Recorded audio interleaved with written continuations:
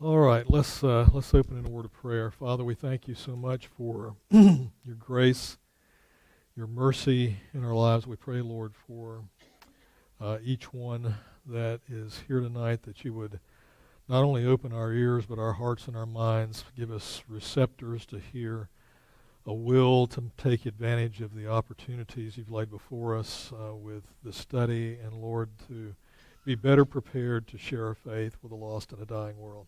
We pray in Christ's name. Amen. All right. This is a question that was asked by a couple of people in different forms, and I've reworded it to say, am I delusional to believe in the God of the Bible?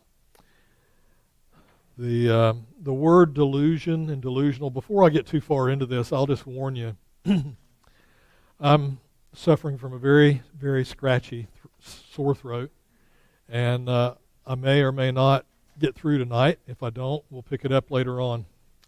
Now I'm going to try to I got a pot of water here. So, let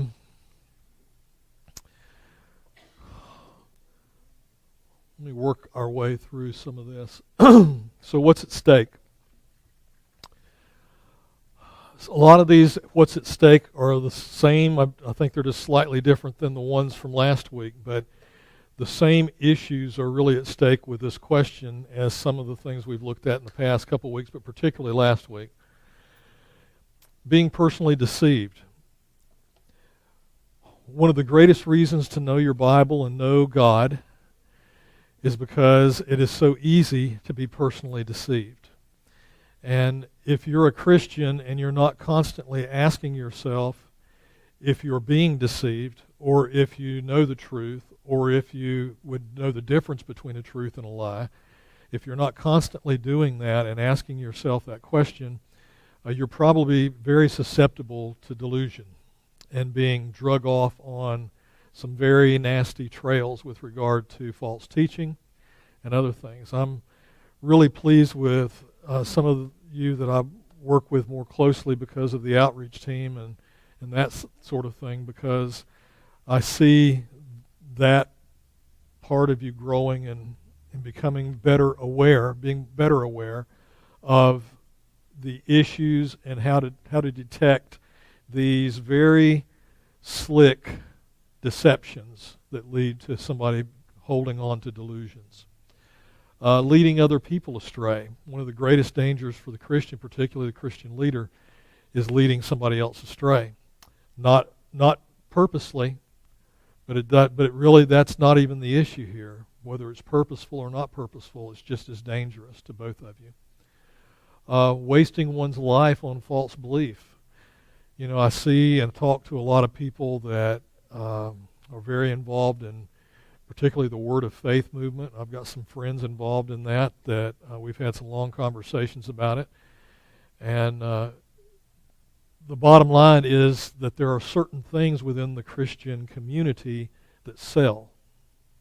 And we're not in a marketing campaign to see who can outsell the other. We're in a truth campaign.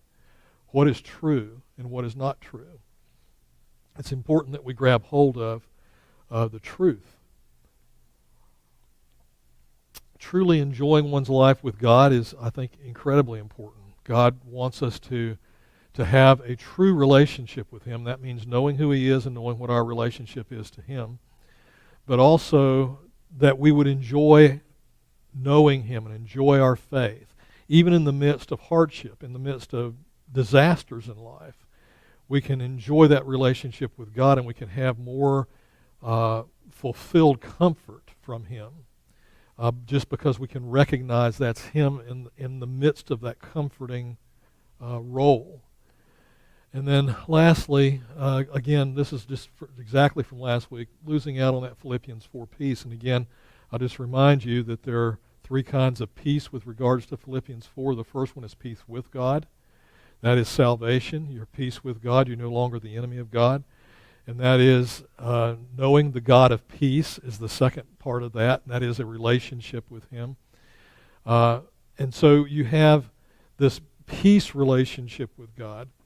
And then having an ongoing acknowledgement that here's where peace can be found, and not running around here and there just kind of scatterbrain looking for peace, but you know where it can be found, you know where to go to find it, and to be right in the center of that.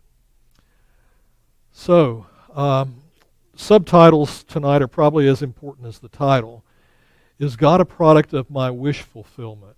A lot of atheists today are saying, you Christians are all delusional. This is a delusion that comes from your inherent weakness and your pitifulness and not being able to stand on your own 2 feet. You're using God as a crutch, and God is a product of your wish fulfillment. I'm going to come back to that in just a little while, because we're going to actually study 2 different things tonight. One is called a reversible argument. In the I think it was the Why Conference in Eureka, I got a question about a reversible argument that this guy had thought of, and what I neglected to say is that there are all kinds of reversible arguments, that we can take an argument somebody makes to us and reverse it, turn it around, and just put it back to them in the same form, but with a different ending. And this is one of those reversible arguments. Is God a product of your wish fulfillment? Just to give you an example, we'll come back to this in a minute. An atheist says this to you, you're just weak, God's a product of your wish fulfillment.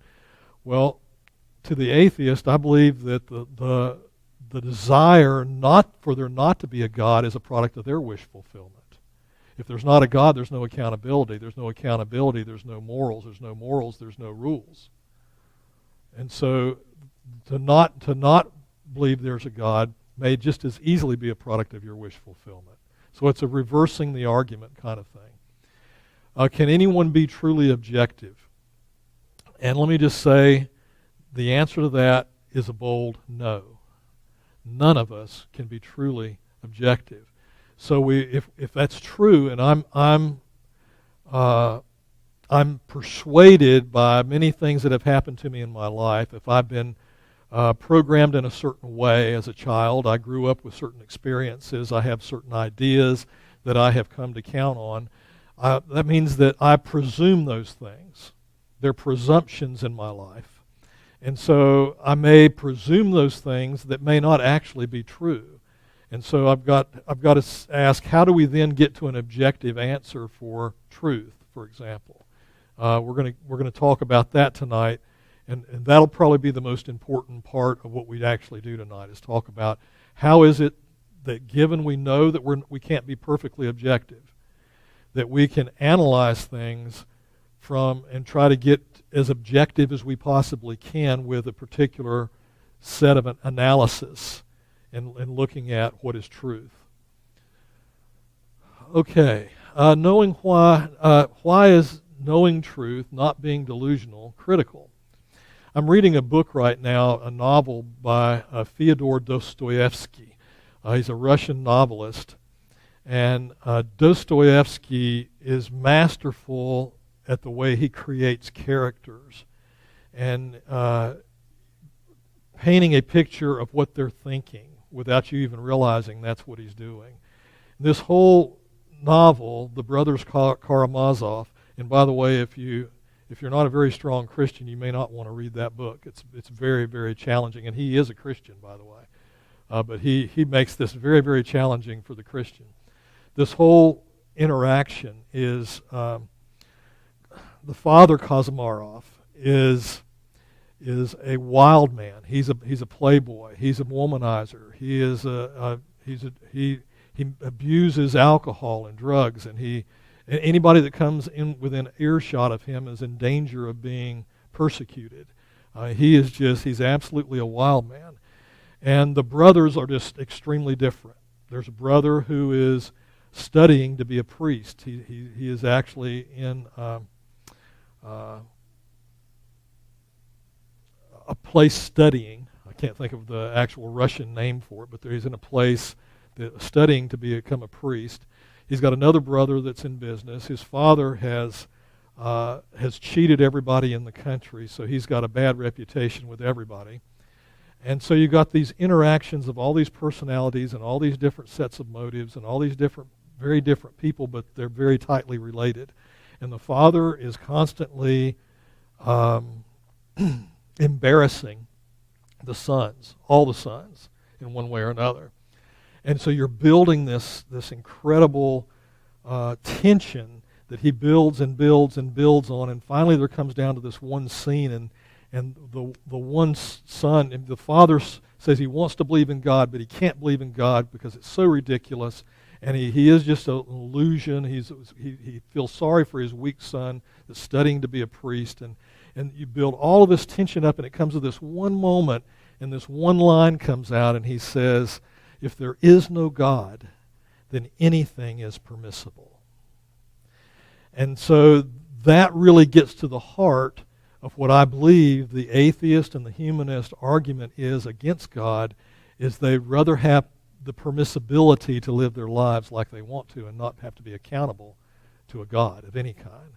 And so this Brothers Kazamarov is just an incredibly well-written, it's a little hard to read because the names are Russian and you're constantly trying to keep the Russian names apart, but well worth the effort to read it. But like I say, it's awfully strong.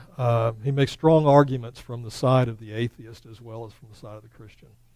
If there is no God, anything is permissible. Now, I've told you, I think it was Sunday morning that I told you there's a series of books written on the subject of delusion and being delusional. And this argument is going around that if you're just a weak Christian, you're just delusional. You've been painted a picture to try to make you feel better, to feel comfortable, to give you hope where there is no hope. This word delusional is becoming very popular. And Richard Dawkins, who is an Oxford professor and profoundly intelligent atheist, yet he makes very weak arguments if you really analyze them.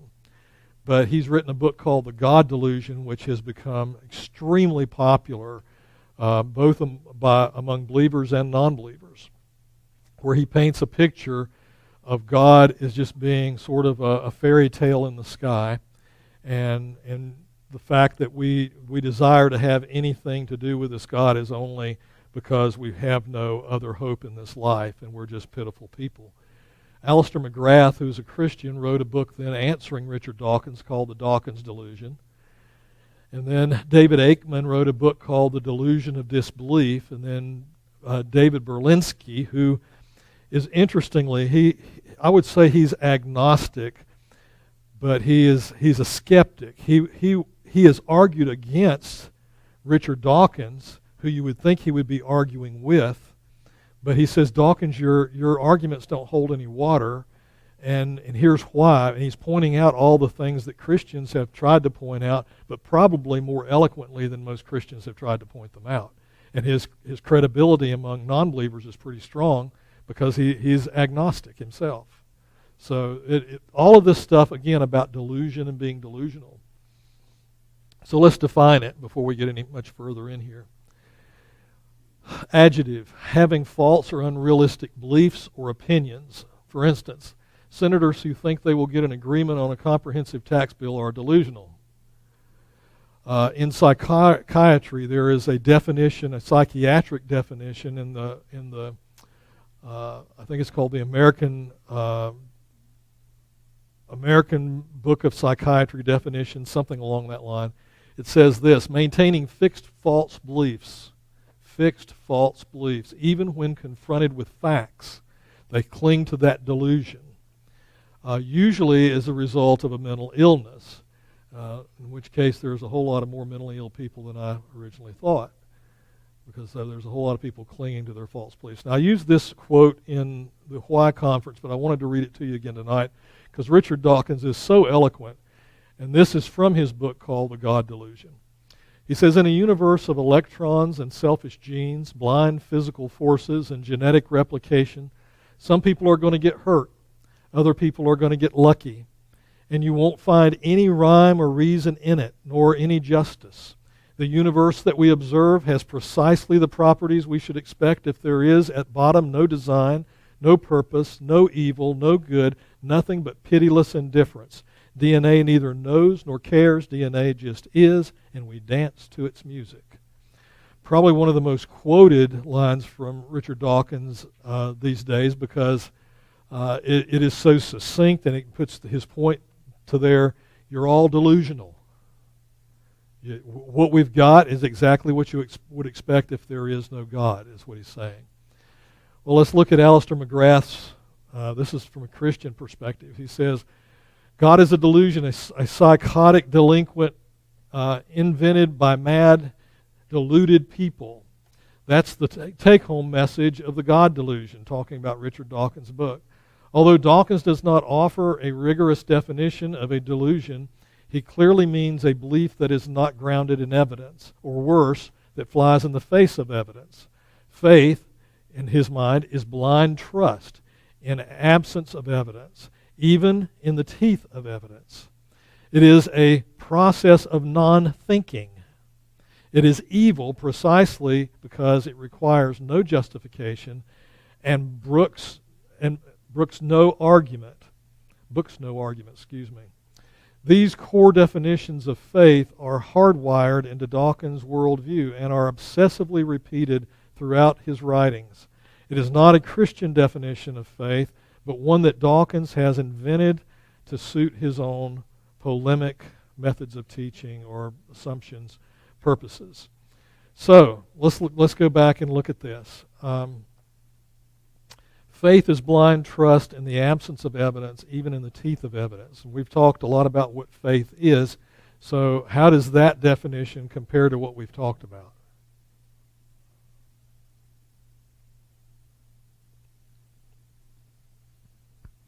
That faith is not blind. It's we're to be thinking and to have actual look to the actual proofs that are there. Yeah, God has given us evidence.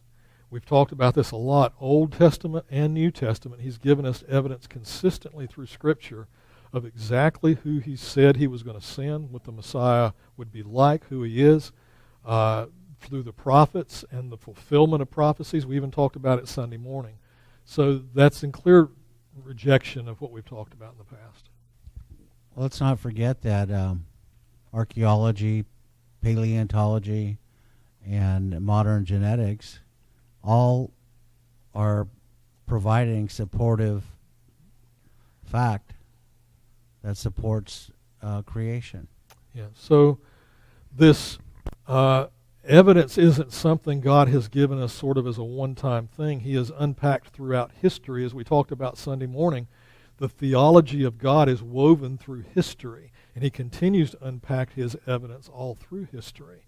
So this is exactly in direct conflict, 180 degrees, with what he says Christians believe faith is.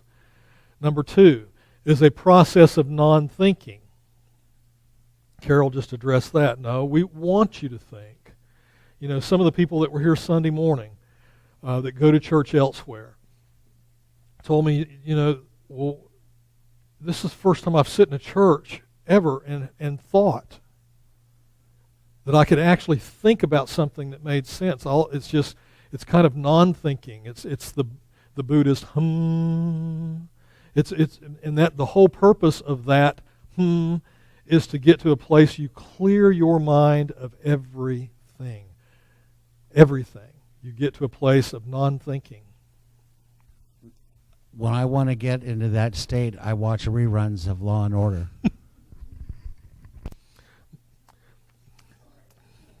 Mine's Matt Dillon. I can go to sleep like that. I love it.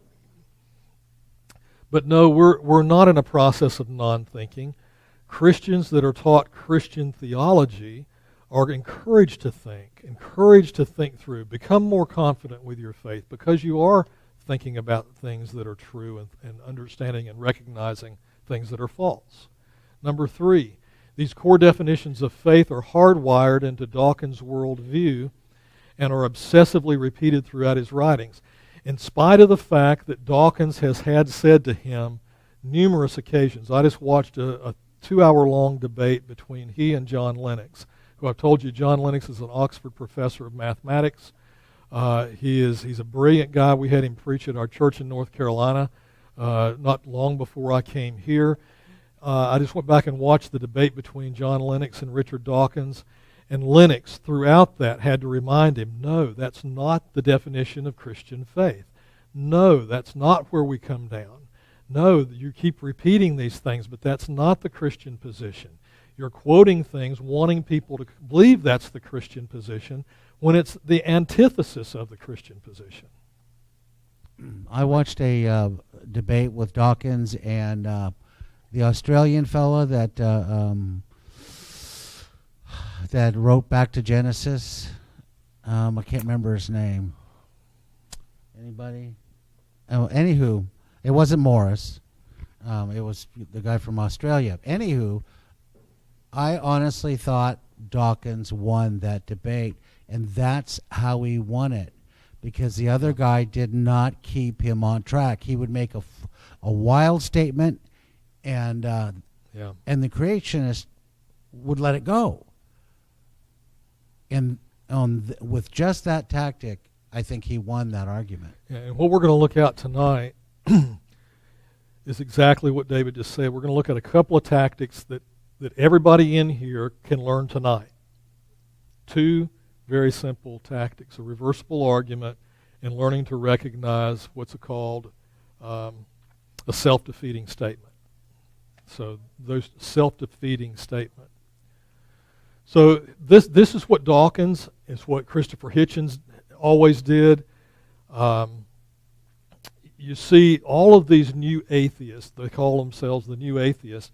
This is the way that they win the battles, and they're very convincing, and they're very slick, they're very clever about how they do it, but normally what they're doing is they just make bold statements like this. And in the bold statement, they make a statement that everybody knows that Christians believe, da-da-da-da-da-da, and then people go, okay, well, that's what Christians believe. And then he defeats that argument. And it's clever, but it's not exactly legit. Okay, so then David Berlinski, like I said, he's a skeptic. He wrote The Devil's Delusion, but he's an honest skeptic, I would say. And here's what he says, calling out Dawkins. Has anyone provided proof of God's inexistence? Not even close. Has quantum cosmology explained the emergence of the universe or why it is here? Not even close. Have our sciences explained why our universe seems to be fine-tuned to allow for the existence of life? Not even close. Are physicists and biologists willing to believe in anything so long as it is not religious thought? Close enough. Has irrationalism and moral thought provided us with an understanding of what is good, what is right, or what is moral? Not close enough. Has secularism in the terrible 20th century been a force for good? Not even close. Not even close to being close. Is there a narrow and operative orthodoxy in the sciences? Close enough. Does anything in the sciences or their philosophy justify the claim that religious belief is irrational? Not even in the ballpark. Is scientific atheism a frivolous exercise in intellectual contempt? Dead on.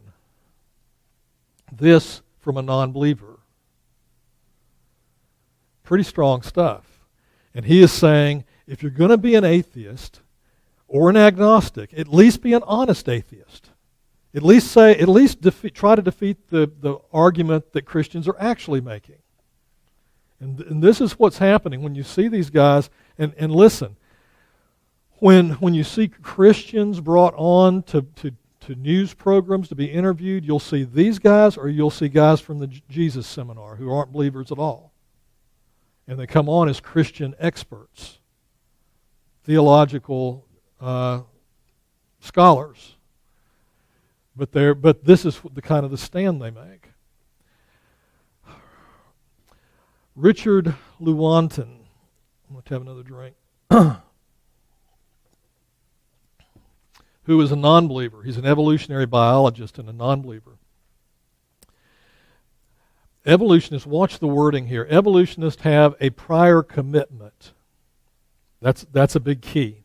Evolutionists have a prior commitment, a commitment to naturalism. In other words, this is their presupposition. Naturalism is their presupposition. There is nothing supernatural, And so we won't consider that as a possibility for anything. We start with naturalism. That is their presupposition. Now, if we start with supernaturalism, that's our presupposition. And we shouldn't do that either. We can use the Bible to bring definition to what we're arguing for, but not as a proof text. And they should not presume that to take a prior commitment that there's no such thing as supernaturalism. So he says it is not the methods and institutions of science somehow compel us to accept a material explanation for the phenomenal world, but on the contrary, that we are forced by an a priori adherence. A priori just means to assume before. It's a prior commitment. An a priori adherence to material causes to create an apparatus of investigation. That is, they've created a method of science that they call the apparatus of investigation, and set the concepts that produce material explanations, no matter how counterintuitive, no matter how mystifying to the uninitiated. Moreover, that materialism is absolute, for we cannot allow a divine foot in the door. Ravi Zacharias answered that, and he says, if they can't allow a divine foot in the door, what would they do with the whole torso?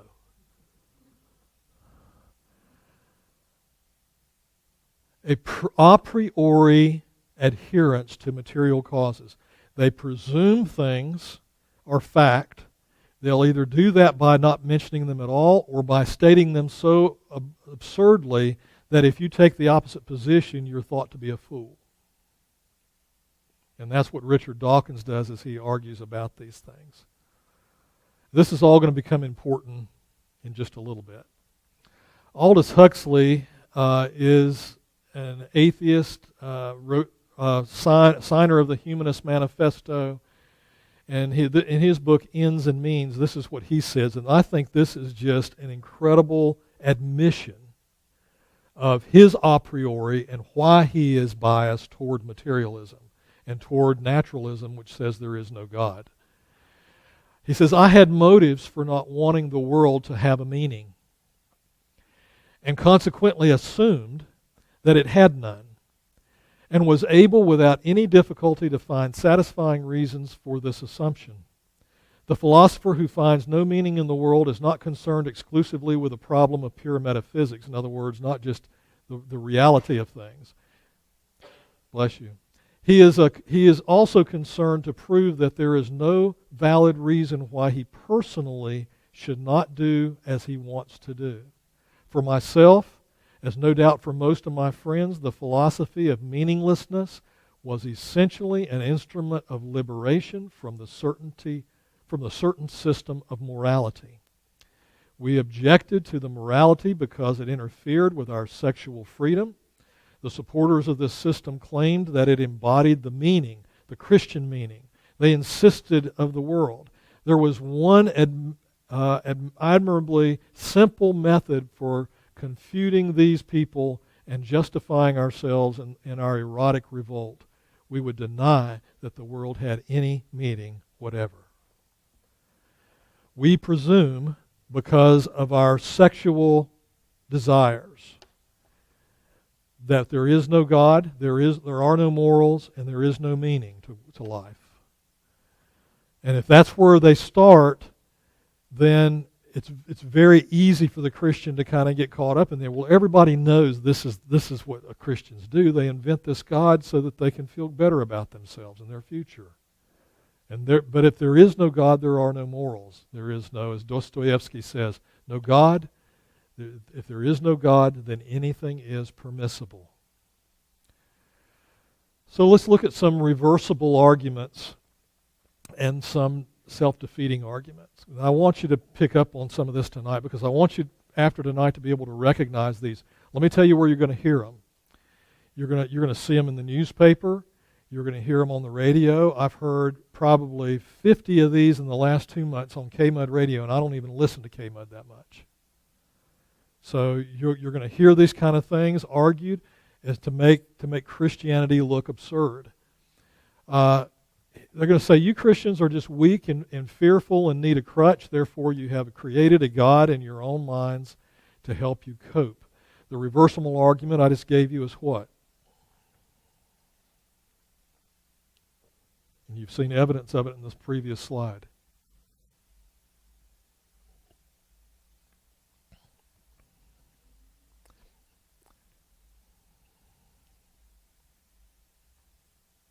What's the reversible argument? No, but I have a guess. Okay, go for it. He was saying that they had a purpose. Yeah, they had an a priori argument as well. You Christians are just weak and fearful, need a crutch, therefore you have created a God in your own minds to help you cope. I would argue that the atheist has created the fact that in their minds that there is no God, because it helps them cope with their own sexual preferences without any guilt or any morality. They can do exactly what they want to do. If there is no God, anything is permissible. So to reverse that argument, and you can throw it right back in their face to say, this is, what you're saying may or may not be true, but it's a bad argument. Here's why it's a bad argument. Because I can say the same thing in reverse and say that's the reason you think there is no God. And at least two of your heroes of the faith we've just quoted tonight have admitted that. So I think this is a reversible argument. Often people will say, I can't believe you believe in something that was written by men hundreds of years ago. And I said, well, you believe in evolution. Where did you get your information from to make you believe in evolution? Well, I believe in all the scientists and things like that. And I said, so you've read what they've said and you believe it? And she said, yes. And I said, well, I've read what they said and I believe that. So we're both going on faith, aren't we? Yeah.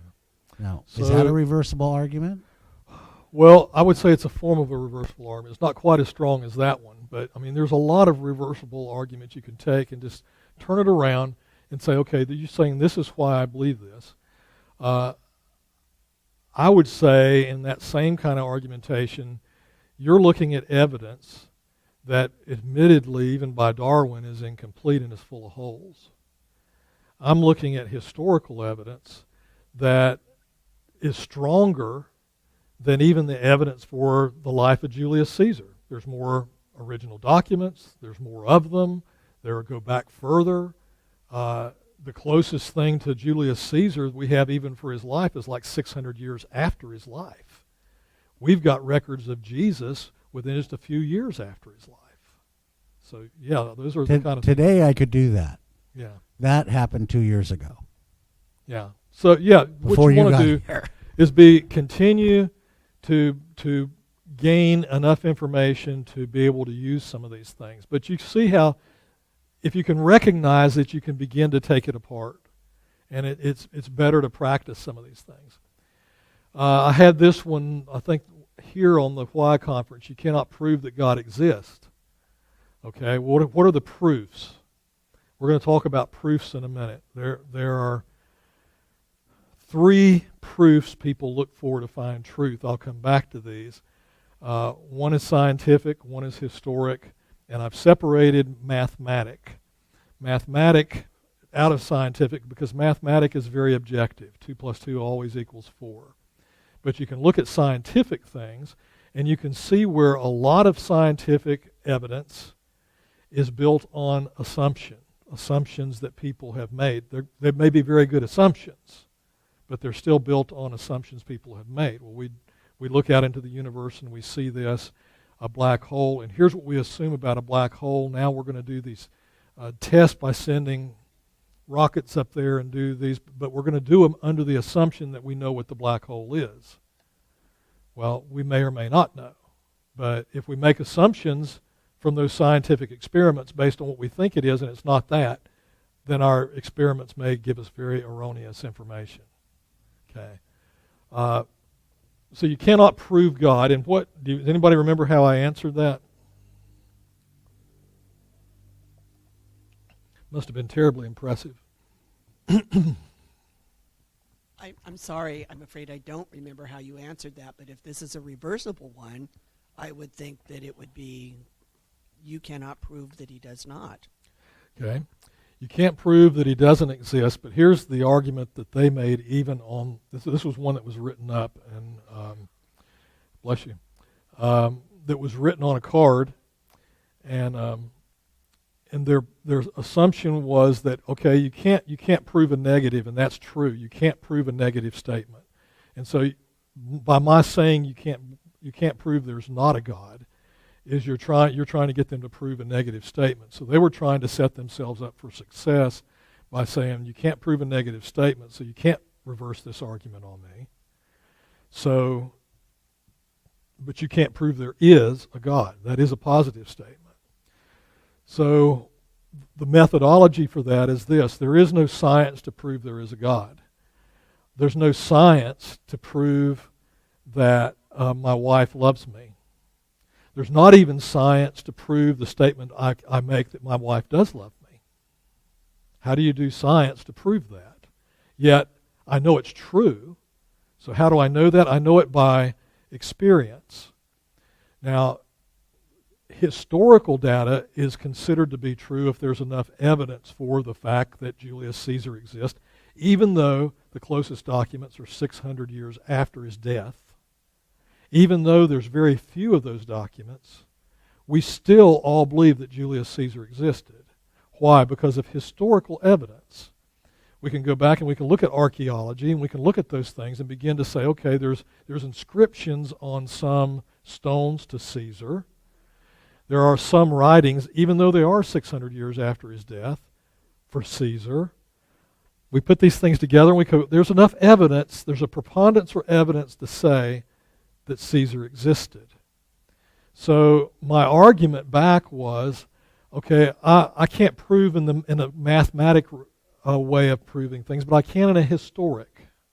I can in an evidentiary type of argument where, like lawyers in a court of law, they'll say, okay, they'll bring up 3 witnesses, and the 3 witnesses all looked at the same thing from 3 different angles and different distances away, and they all have a slightly different account of what took place. Well, there was this red car, and he ran a light, and this other guy came through, and he hit the red car. No, it was a blue car, and the light was yellow, and the other car came through, but the yellow car hit him. You get all these different accounts, and you expect that in a court of law, but the preponderance of evidence is going to win in a court of law. I mean, they can go measure skid marks. They can do all kinds of things. So in giving evidence for the Christian faith, you're going to give historical evidence, you're going to give archaeological evidence, but you're not going to give mathematical certainty. And so I made the point, I said it's not going to be a mathematical certainty, but sciences aren't a mathematical certainty. A lot of the science that's done today is on some other presumption that's made. We all presume there's going to be gravity and it works exactly this way, and we do an experiment, and we count on that gravity working exactly that way in order to get the results of what we're trying to measure. But if it doesn't for some reason, then it's not, you're going to get erroneous information. So we're not going to get mathematical certainty. We're going to get historical certainty. And so I picked up the books I had up here, Evidence That Demands a Verdict. Here's a book that just had this approach from a lawyer's standpoint of looking for evidences for Jesus Christ, his life, death, burial, and resurrection. Another book, 700 pages, on just the resurrection of Jesus Christ by Mike Lacona. Evidence, evidence, evidence. It's not mathematical. It's not a proof in the sense of being mathematical. It's a proof in the sense of being evidentiary. So you're looking for evidence, not mathematics. And yet what they're wanting is you to give them some kind of certain mathematical type of formula. Who made God? God cannot be eternal. And yet a lot of atheists today, in a way of trying to get away from the beginning, the Big Bang, which they all were real excited about when they discovered the Big Bang initially, now they're trying to get away from the Big Bang by saying the universe is eternal. They'll say God can't be eternal, but the universe is eternal. So they're making an argument to try to overcome your argument that's made in the same way. only believe in what science can prove. So you answer, is that true? So can you prove that? Can you prove that you only believe what in science that can prove what science can prove? Can you prove that sentence with science?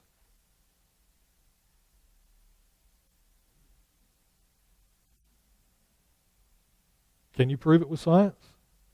No. No, it's a statement. It's a statement of what I believe, but you can't prove it with science. If I say I can't speak a word of English,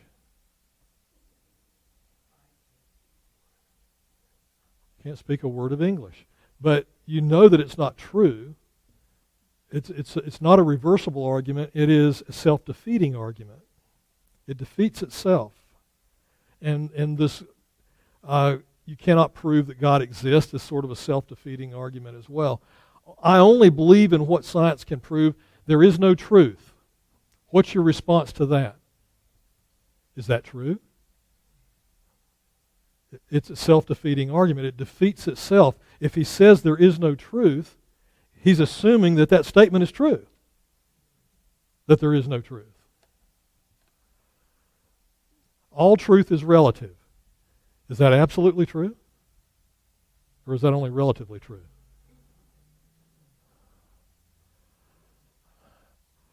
There are no absolutes. Is that an absolute statement?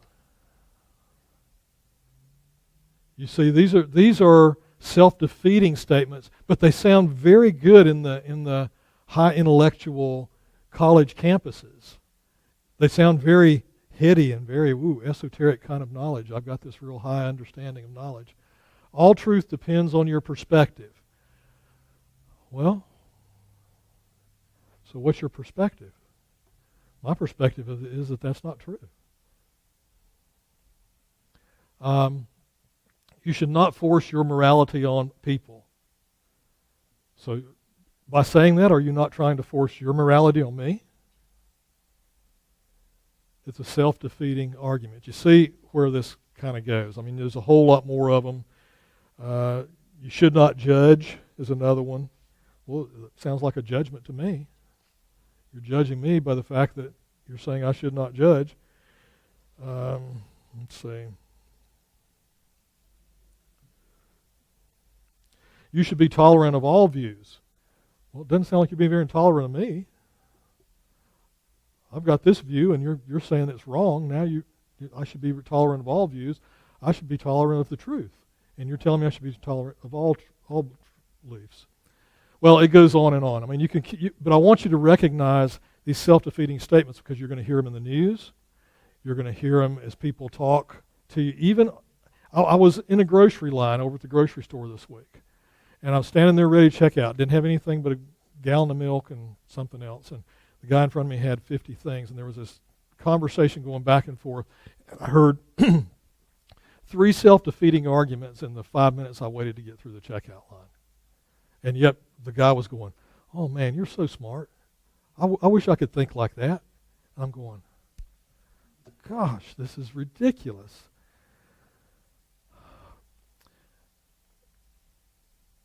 I'm going to give you the 1, 2, 3, 4. And I stole some of this from Ravi Zacharias, but some of this is my own as well. 1. You got to get back to one. There's got to be one source of truth. One, in the case of Christianity, it's the person of Jesus Christ who claims he is the truth. 2, tests for truth. So when you start looking at things and you ask, am I being objective? How do I know this is true? I'm going to give you 2 tests for truth right now. And if you'll write these down and go back to them, you can use this over and over and over again for every test of truth. The first one is correspondence. Does this truth correspond to reality? Does this thing that you're telling me really correspond to reality? And then when you're trying to build a theology, what you want is for everything within your theology from A to Z to have coherence. In other words, one thing doesn't automatically overrule and defeat another thing that you've said is true. I believe this, but you go over here and you've got some other piece of your theology, and you say, I believe this, but they overrule one another. You want them to be coherent. You want them to correspond to truth, and you want them to be integrated and have coherence, to be able to stick together. Yeah. You kind of lost me on correspondence. Can you give me an example or something of correspondence to reality? There are a lot of things that are claimed to be true that either, well, for instance, go read, Da Vinci Code. Okay, take the Da Vinci Code. You read through the Da Vinci Code, and he makes statements that just kind of hang out there on their own. There's no correspondence to reality whatsoever. He just makes a statement, sort of like we saw with Richard Dawkins early on. Just, here's a statement, and I presume this is true. Now I'm going to build everything on this statement. But it's got to have some correspondence to reality. If I say water runs uphill, and there's no legitimate, there's places it looks like it runs uphill, but is there any place that it actually runs uphill? Well, no. But if I build everything for whatever case I want to make on that one fact that water runs uphill, then everything else that follows is questionable. So there's got to be some correspondence to reality. That's a test for truth. But then it has to cohere with every other thing that you say. If you hold a theology about this is what I believe about God with regard to His nature, and this is what I believe about God and what He did when Christ came to earth, and what you believe about God, what He did when Christ came to earth, is in direct conflict with what you say you believe about His nature, then they don't cohere. They don't go together. They don't stick together. There's not consistency, and that's a big problem with a lot of people's theology. They'll say, I believe this, but then they'll come over here and say, and I believe this, and they don't go together. They may not be directly opposite, but they certainly don't go together. And that's what I was trying to do in the Why Conference, to get people to think about the attributes of God. When you start talking about His sovereignty, and then you start talking about love, which demands free will, how are you going to put those together? Well, whatever sovereignty is, it has to go with what the Bible defines love to be, a free will act of choosing. So whatever this is, it has to go with this. And if your theology doesn't go together, then it doesn't cohere. So 2 tests: correspondence to reality and coherence. 3 natural areas I've already talked about: scientific, historic, and mathematic. And then 4 truths. I did mention this in both our Why conferences. 4 truths every religion seeks to answer. Origin, where do we come from? Reality, what's real and what's not real. Richard Dawkins assumes there is nothing but the material world, so there is no supernatural world. That means there is no spiritual world. That means there is no God, because God is spirit. The Christians believe God is spirit, then that overcomes the fact that God's existence if you just believe there's nothing but a naturalistic world, a materialistic world. So origin, reality, what is real? Is there a spiritual realm? Meaning. Everything we've talked about with regard to what these guys that are the new atheists talk about goes back to meaning. If there is no meaning, if meaninglessness is real, if there is no meaning in our life, in this existence, then there is no God, there is no morals. It doesn't mean anything. There's no reason to have any measure whatsoever. So if they can defeat the fact that there's any meaning to our lives, then they can say there are no rules. I can live exactly the way I want to live. Meaning is a huge, huge issue, and you're beginning to see more and more young people in the academy, in the colleges and universities, make these arguments for meaning. The Moody Blues, some of you remember the rock group Moody Blues. They had a song and it said, why do we never get an answer when we're knocking at the door with 1,000 million questions about hate and death and war? Because when I stop and look around, there's nothing that we need in a world of persecution with burning greed. Why do I never get an answer when I'm knocking at the door? sometimes our poets and our artists say things better than we do. As scholars and theologians, we can talk about all these things, but they're looking for meaning. Why do I never get an answer when I'm knocking at the door with 1,000 million questions about hate and death and war? Why do I never get an answer when I'm knocking at the door? These are heartfelt cries looking for meaning. This is a passionate look for something that's of value, legitimate value, and we don't get it. I mean, we hear things like that and we go, "That's just a song." Well, no, that's a cry for help. I led a young man to the Lord this past week, and you should have heard the conversation before we got to the place of getting to the gospel. It's a heart cry for help. It's a desire for meaning. It's a hope that my life actually means something to somebody.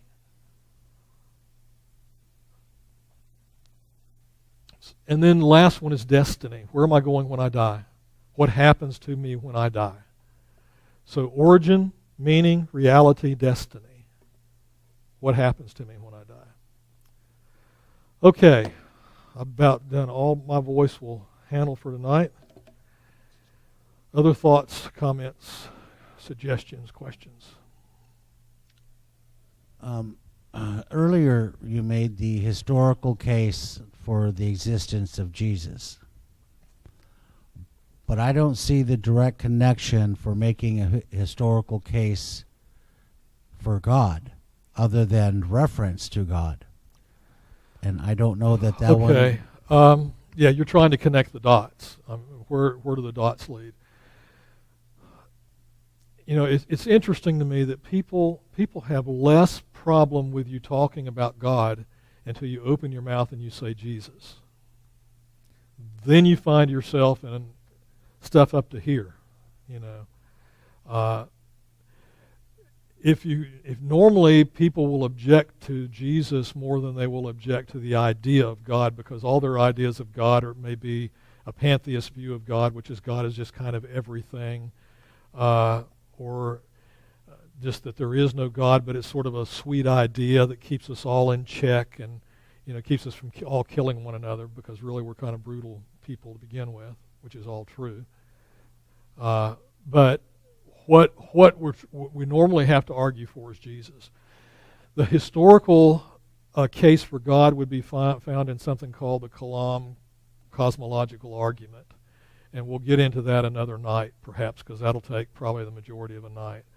But essentially it goes like this, and you and I have actually talked about the argument before, although we may not have put a name on it. Everything that has a beginning has a cause. The universe had a beginning, therefore it has a cause. The cause, you name it what you will, the cause is God. There has to be an outside source, outside of space and time, outside of the space-time continuum that's not material, because what scientists do agree to right now is this, that the universe at the beginning, the moment, there wasn't a moment before the beginning because there was no time, but the moment before the beginning, for lack of a better phrase, there was no thing. There wasn't space, there wasn't a space between you and I, there wasn't time, there wasn't matter, there was no thing. And God spoke and it all came into existence. If it came into existence, it had to have a cause, and it had to have a cause outside of the space-time continuum, which He created.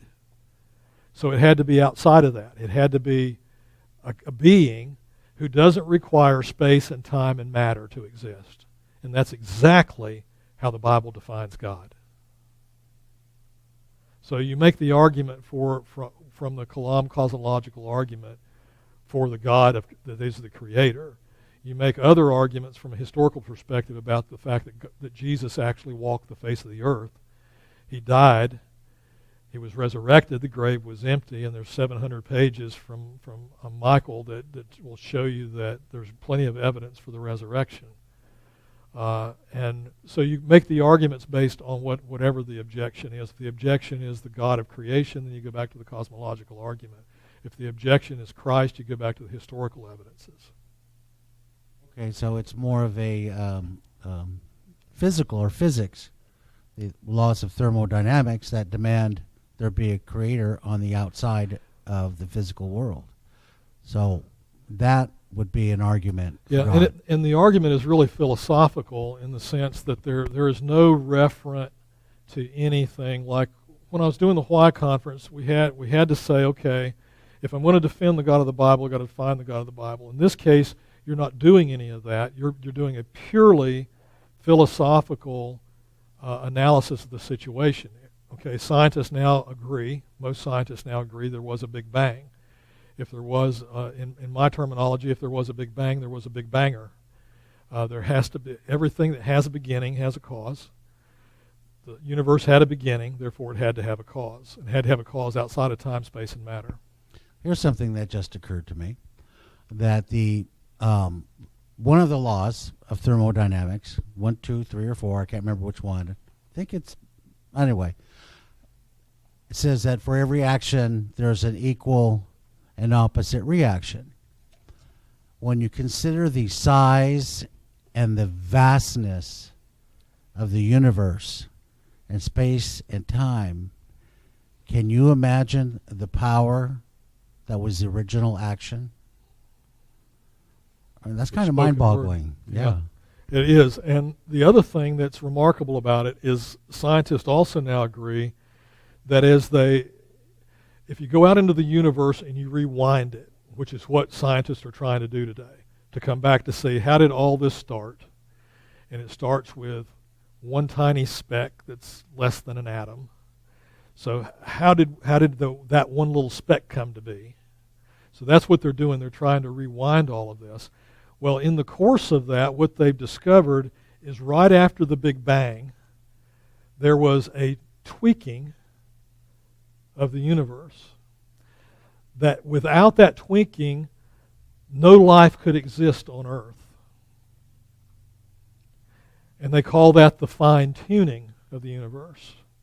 So the fine-tuning of the universe happened right after the Big Bang, and even those that have analyzed it from the most scientific perspectives say it's like looking at the fingerprint of God.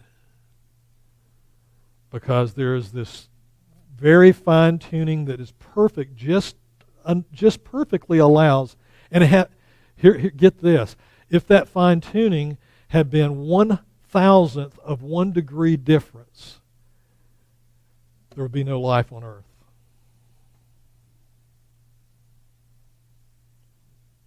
So that fine tuning is something that none of the scientists can explain. Okay, we can see the explosion, we can see, but trying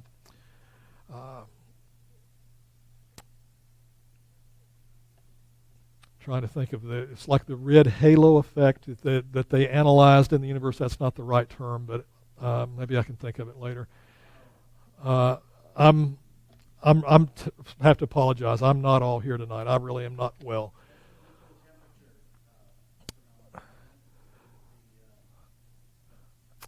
There's a red glow in right after the creation. The Hubble telescope, what the Hubble telescope is allowing you to do, when you're seeing light travels faster than sound, but the speed of light and how far these things are away. What you're seeing when you see the light, for instance, from a distant planet that is, let's say, 10,000 light years away, you may be witnessing through a telescope a planet that's been dead for 1,000 years. Doesn't even exist anymore. So what they do, they can look out at the Hubble telescope and they see this glow, this red glow. Wish I could think of the name. The red shift. Yeah, exactly. And so they're looking back into that, and what they're saying is they're seeing within that this fine-tuning that took place. But nobody can explain, how did that happen? How exactly did that happen? So that's what scientists are marveling at today, and that's where guys like Berlinski look at it, and he says, I just think you need to be an honest atheist and say, we can't come close to explaining how that happened. If we don't believe there is a God, if we don't believe that God actually caused this shift to happen, this fine-tuning to happen, perfectly to allow for life to exist on earth, how do we explain it? Because everything else is flying away from one another, and then there's this one little place where you've got this fine-tuning take place, and then here Earth emerges as this planet that can support life.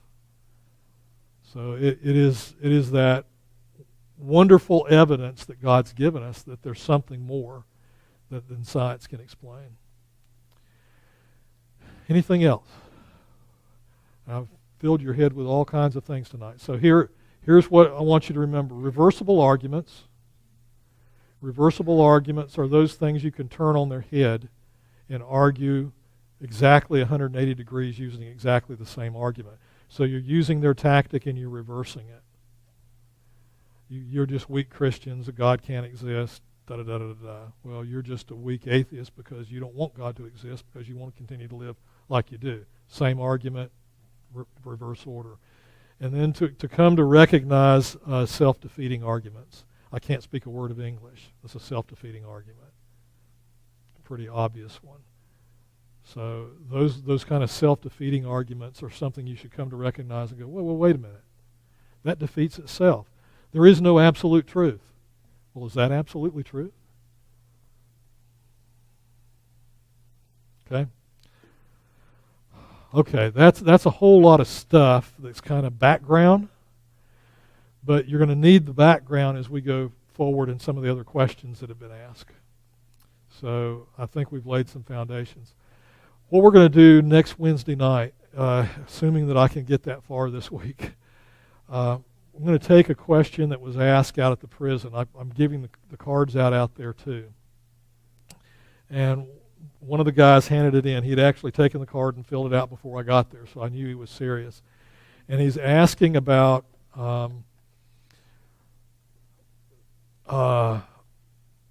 men wearing hats and not being able to wear hats while they pray from 1 Corinthians. And we're going to look at that text. We're going to analyze the cultural significance, the biblical significance, and what we talked about tonight, the historical context. So that's why this tonight will be important for next week, or next week may not make as much sense. Okay?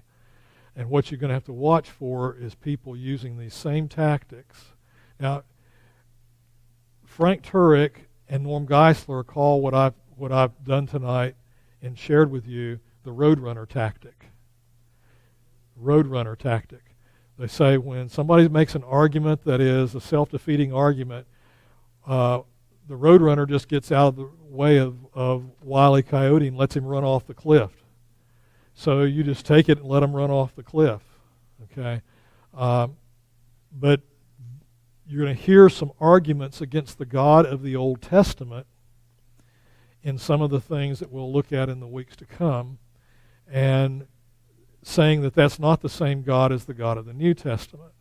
We've talked a little bit about this before, but if you come to recognize these false analogies and these kind of self-defeating arguments, then that'll be a little easier to see those things. Yep.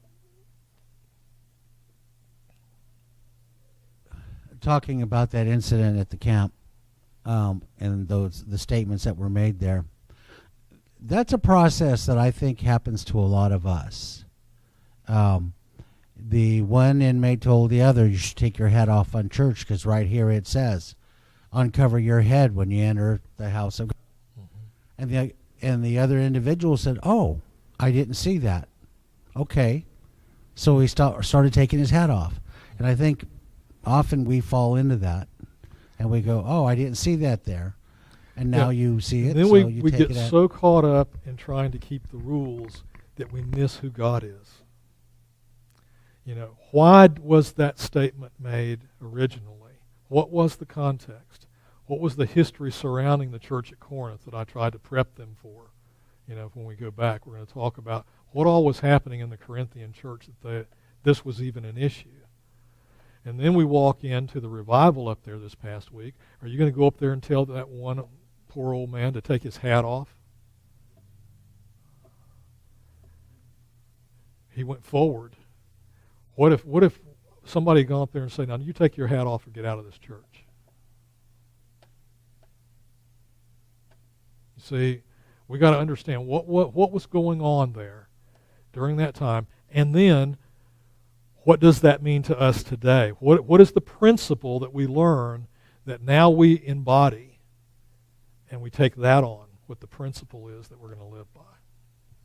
So, all right, thank you all for coming. I'm sorry that I'm not thinking well, and my voice is horrible, and I'm not able to put much together.